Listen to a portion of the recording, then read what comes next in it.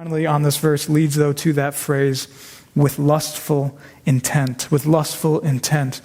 Everyone who looks at a woman with lustful intent has committed adultery. And that's actually very important, that phrase. And to be honest, before studying this week, I actually didn't know what I'm about to share with you, but this is incredibly important and it's interesting. And so first, on this phrase, lustful intent, let's be clear. Jesus here is, of course, talking about lust. And that word lust, just so you know, is simply the word for desire in the original Greek. But it's a word that was often used to talk about illicit sexual desire. And so this is a phrase talking about sinful sexual desire. That's clear. And yet, what's actually not so clear in Jesus' phrase here, and what I think is probably intentionally ambiguous by him, is what that desire, that lust is directed toward here. That's ambiguous. What that desire, that lust is directed towards. And I know, you may hear that and think it's pretty obvious, right? That this lustful intent is the person lustfully wanting the other person sexually. And clearly that is one way to definitely read this phrase. And in fact, some translations just make the decision to interpret it that way. Like the King James Version, which famously decides to interpret this as someone who looks on a woman to lust after her. And so that, of course, is one way to read this, and I think that is obviously intended by Jesus.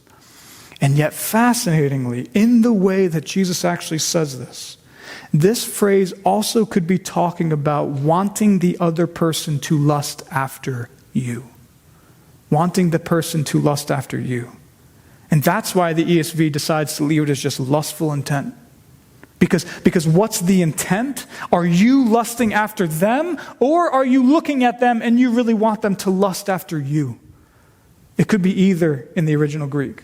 Because literally it just reads, everyone who looks at a woman toward lust them.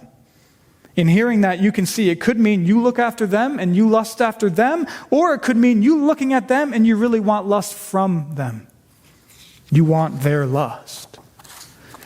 And now I spent some time on that first because that's just what Jesus says here in God's word, and so it's good for us to know that. But then also, we spend time on that because I do think then that right away that starts to show us how this applies to all of us with whatever we struggle with, and being men or women. Because yes, we may hear this verse and think immediately of the most obvious application. And that's us struggling, lusting after others. Meaning looking at them and wanting them sexually. And of course, that is really true here and serious. But then also, I think Jesus says this phrase this way because then this also can apply to wanting someone to desire you sexually. Even in subtle ways.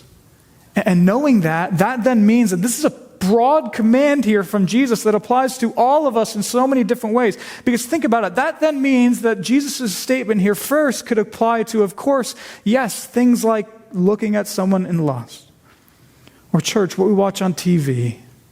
Or pornography, of course, which is a terrible plague that's infecting God's world and even God's people. Or anything clearly lustful like that. And we as God's people must fight those things for our good, for Jesus' glory. And Jesus is about to tell us that in a minute.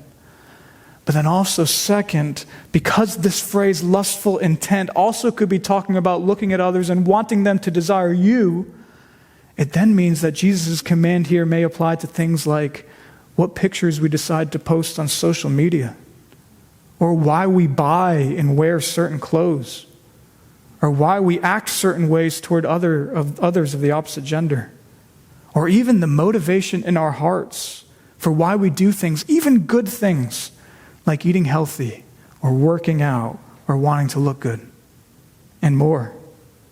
All because Jesus is telling us that the command to not commit adultery is really fulfilled when we see that it means that God created love and sex and our bodies and marriage, and God created the relationship between a man and a woman and men and women. He created all of that good, and yet taking lustful looks at someone who is not your spouse, or looking at someone who is not your spouse and wanting them to take lustful looks at you, both of those things are taking what God created good and twisting it for our own selfish desires.